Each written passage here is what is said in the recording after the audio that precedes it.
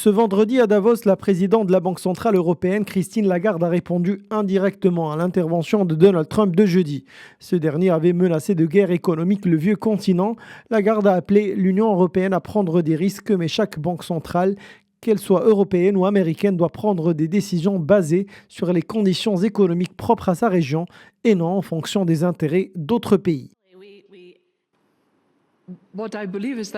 Ce que je crois, c'est que Trump examine très attentivement l'excédent par rapport au déficit du compte courant et de la balance commerciale, en particulier en se concentrant sur cette dernière. Et je pense qu'il faut regarder très attentivement au-delà de cela. Comme le disait Kristalina, il faut regarder les bons échanges, il faut regarder les échanges de services, il faut regarder le compte de capital. Cela ne peut pas être simplement noir ou blanc. Ce qui est vrai, c'est qu'il faut des négociations. Il faut que les relations commerciales soient organisées dans un cadre qui donne confiance aux partenaires. Il ne peut pas s'agir, vous savez, de supprimer toutes les règles et d'ignorer les institutions et leurs particularités.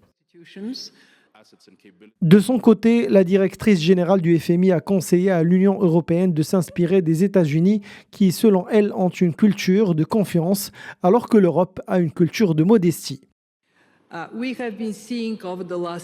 Nous avons assisté ces dernières années à une augmentation des mesures protectionnistes, des droits de douane ainsi que des mesures de politique industrielle. Et nous avons vu des pays se tourner vers des pays politiquement alignés dans leurs pratiques commerciales. Savez-vous qui sont les pays qui obtiennent les meilleurs résultats? Eh bien, ce sont les pays qui sont amis avec tout le monde.